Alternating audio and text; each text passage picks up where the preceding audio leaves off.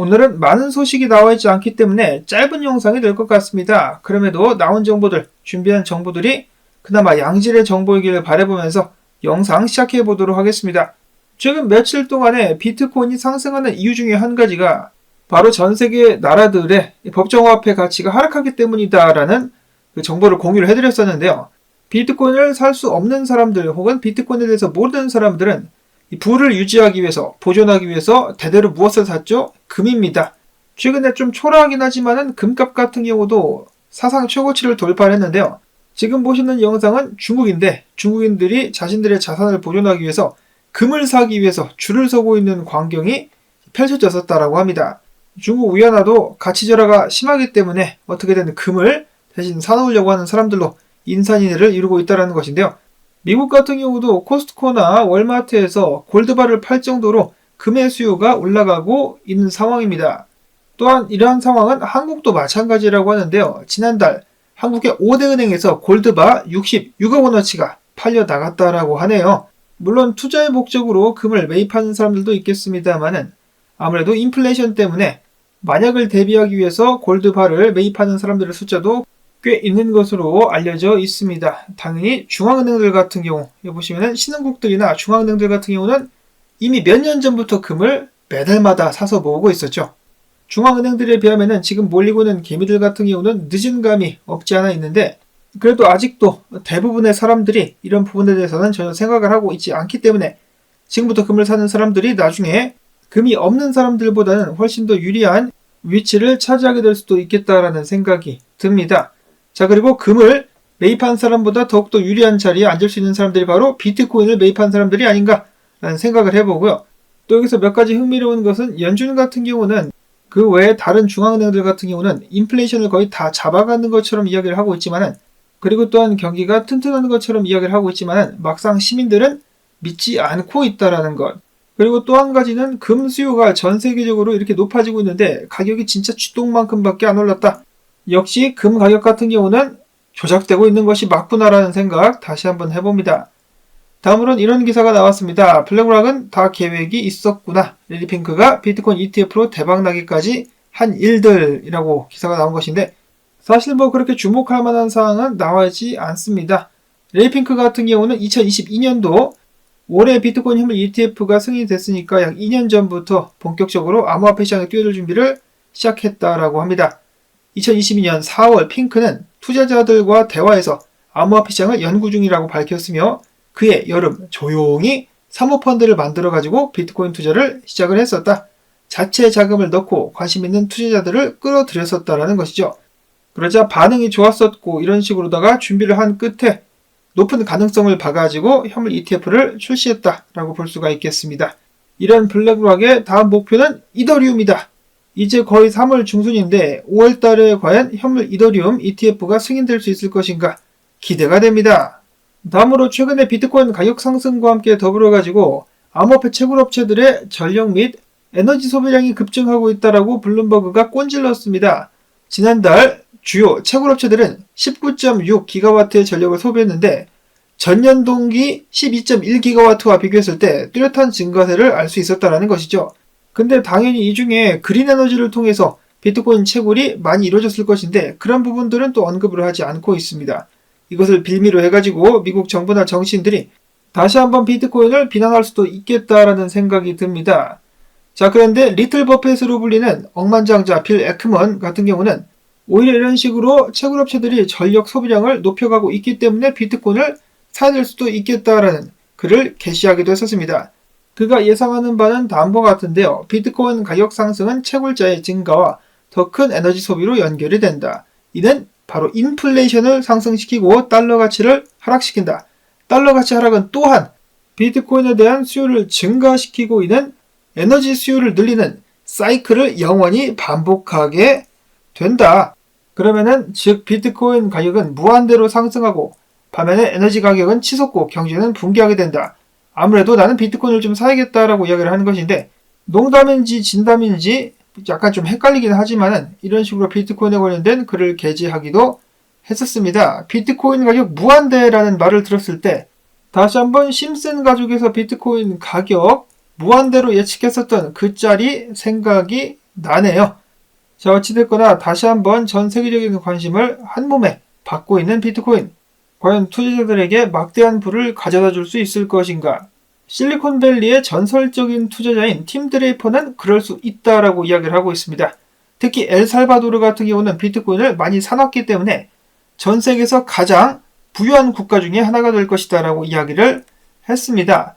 앞으로 30년이나 40년 안에 엘살바도르는 가난하고 범죄율이 높은 국가에서 세계에서 가장 부유하고 혁신적인 국가 중에 하나가 될 것이다. 그러면서 가장 살기 좋은 장소 중에 한 곳이 될 것이다 라고 이야기를 했는데요. 이는 모두 비트코인을 받아들인 덕분이다 라고 그는 이야기를 했습니다. 그리고 이런 모든 변화는 한 남자에 의해서 시작됐죠. 바로 나이프 부켈레 대통령입니다. 나이프 부켈레 대통령이 나라를 바꿔놨다. 지도자 한 명이 그 나라에 끼칠 수 있는 영향이 이 정도까지 크구나라는 것을 다시 한번 알 수 있는 좋은 예라고 볼 수가 있겠습니다. 앞으로 30년에서 40년 동안 엘살바도르에 계속해서 훌륭한 지도자가 나오게 된다면 나라가 발전할 수 있겠지만은 만약에 그렇게 되지 않는다. 그러면은 언제든지 다시 퇴보할 수 있다는 것을 기억을 해야 되겠습니다. 그리고 재미나는 것은 하물며 엘살바도르가 들고 있는 비트코인 보유량 덕분에 나중에 엘살바도르가 가장 부유한 국가가 될 수 있다라는 말까지 나오고 있는데 도건이 들고 있는 비트코인 물량이 엘살바도르가 들고 있는 것보다 훨씬 더 많다라는 거. 자, 그렇기 때문에 도건을 서로 잡으려고 안달이 났다라는 것이겠죠. 살아 숨쉬는 보물섬이 따로 없습니다. 자, 그 다음엔 비트코인 동향 및 분석으로 넘어가 보도록 하겠는데 이번 주에도 국내 암호화폐 투자자 2,000명을 대상으로 설문조사를 진행했습니다. 이번 주에 비트 가격이 상승할 것이다 라고 예측한 응답자 같은 경우는 전주 58.7%에서 약간 줄어들면서 53.3%, 횡보 같은 경우는 전주보다 상승해서 27.4%, 하락 및 급락 같은 경우는 저번 주와 비슷한 19.3%로 집계가 되었다고 합니다. 한편 비트코인 가격이 많이 오르자 미처 비트코인 투자를 충분히 못한 투자자들 같은 경우는 비트를 놓쳤으니 알트라도 타야 되겠다 라고 35.3%가 알트를 담겠다라고 응답을 했었고 27.8%는 달리는 말에 올라타야 된다라면서 비트코인에 추가 투자를 하겠다라고 밝혔습니다. 또 다른 21.7%의 응답자들 같은 경우는 비트를 이미 보유 중에 있으며 매도를 준비 중이다 라고 밝혔습니다. 자, 과연 이번 주 비트코인은 어떻게 움직이게 될 것인가? 일단 비트코인 주봉 마감을 앞두고 있는 가운데 만약에 비트코인이 주봉 마감을 69,500달러 선에서 하게 된다면 비트코인 역사상 가장 높은 가격대에서 주봉 마감을 하게 될 것이다 라는 기대감 나오고 있습니다. 자, 한편 반면에 바이낸스를 기준으로 해가지고 69,800달러부터 70,000달러대까지 약간의 매도벽이 존재를 하고 있다라고 합니다. 그리고 그 위로도 비트코인 매도벽들이 간간히 존재하는 모습 확인해 볼 수가 있겠는데 비트코인 상승을 방해하는 악의 무리들이라고 볼 수가 있겠습니다. 과연 비트코인은 이들을 물리치면서 추가적인 상승을 이룰 수 있을 것인가? 닥터 프라핏 분석가는 그렇게 될 수 있다라고 이야기를 하고 있습니다. 비트코인 앞으로 동향에 대해서 이 매도벽을 기준으로 해가지고 와리가리를 겁나 치면서 매도 물량 소화 및 재축적을 한 다음에 비트코인은 77,000에서 80,000달러 위로 상승하게 될 것이다 라고 이야기를 했었고 그 외 알트코인들 같은 경우도 상승을 지속하면서 이더리움, BNB, 솔라나가 전고를 향해서 쭉쭉 뻗어나가게 될 것이다라는 예측을 했습니다. 특히 BNB 같은 경우는 그가 지난 1월 21일 그때 당시 BNB 가격이 314달러였었는데 나는 앞으로 올라갈 것 같으니까 지금 좀 존나 담겠다라고 이야기를 했었는데 오늘 535달러까지 올라갔다라면서 굉장히 의기양양한 모습을 보였었습니다. BNB뿐만 아니라 이더리움과 렌더 토큰 같은 경우도 쌀 때 많이 사가지고 더욱더 많이 환영을 받고 있는 닥터 프라핏 분석가의 분석. 자, 이가 예측한 대로 비트코인 추가적인 상승을 이어나갈 수 있을 것인지 기대가 됩니다. 자, 그리고 RNDR 렌더 토큰 같은 경우는 최근 패치 AI와 함께 많이 올랐는데요. 조정을 좀 받게 되면서 해당 자리 10달러 약간 아래까지 내려올 수 있겠는데 이 자리가 또 절호의 매수 찬스가 될 수가 있겠다. 렌더 토큰 올해 추가적으로 더욱더 높게 상승할 가능성이 높다라고 알트코인 설파 분석가는 예측을 하기도 했었습니다. 한편 최근 밈코인들의 대폭등과 함께 여러 개의 새로운 밈코인들이 모습을 드러내기도 했었는데 하나둘씩 러그풀 개발자들이 돈 갖고 튀는 모습이 발생하게 되면서 밈코인들 중에 빵원 가는 코인들 나오기 시작했다라고 합니다. 밈코인 및 잡코인 투자는 도 아니면 뭐다 큰 상승이나 완전히 돈을 잃을 수 있다는 것을 다시 한번 기억을 해야 되겠습니다. 자, 그 다음에 LG 분석가는 갈라와 마나가 높게 상승할 수 있을 것 같다라고 2월 26일 날 예측을 했었는데, 갈라 같은 경우는 많이 쐈죠. 그리고 추가적으로 저항 0.7335달러를 뚫고 올라가서 지지로 바꿀 수 있다라면은 26센트까지도 노려볼 수 있다라고 로만 분석과 마찬가지로 이야기를 하기도 했었습니다. 자, 뿐만 아니라 마나 차트는 아니지만은 마나의 라이벌 샌드 같은 경우도 최근에 반등을 하면서 이 저항을 꺾을 수만 있다라면은 추가적인 상승 이어질 수 있다라는 그런 희망적인 분석 나와주고 있습니다. 그러려면은 비트코인이 좀 도와줘야 되겠죠. 다음으로는 자스미인데, 자스미 같은 경우도 지금 지지 구간 위에서 잘 버텨주고 있기 때문에 조만간에 위로 쏘게 되지 않겠느냐라는 긍정적인 분석. LG 분석가 같은 경우는 또 다른 상승 예측하는 코인으로 룬을 꼽았었는데요. 3월 7일 저도 해당 차트를 공유해드린 기억이 나는데, 회색 박스 위에서 잘 버텨주면 위로 크게 쏠 수 있다라고 이야기를 했었고, 버티고 나서 쐈었죠. 자, 근데 이게 끝이 아니다. 큰 그림으로 봤을 때 지금보다 더 쏴가지고 12달러 수준까지도 상승할 수 있을 것이다라고 이야기를 했습니다. 그 전에 지지 확인이라든지 추가 축적이 나올 수도 있겠지만은 전체적으로 봤을 때, 주봉으로 봤을 때 굉장히 긍정적으로 상황이 보여지고 있다.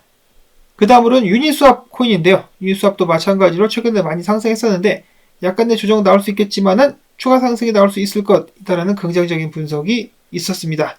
역시나 모든 것은 비트코인에게 달렸다. 이번 주에 비트코인 움직임이 어떻게 될 것인지, 그리고 계속해서 현물 ETF 쪽으로다가 더욱더 많은 수요가 몰릴 것인지 기대를 한번 거하게 해주실 수 있기를 바라면서, 이번 주에도 좋은 한 주 가지라는 의미에서 채널 시청료 주기, 광고 틀어주기 및 클릭 부탁을 꼭 드리며, 저는 다음에 새로운 소식 가지고 또 인사를 드리도록 하겠습니다.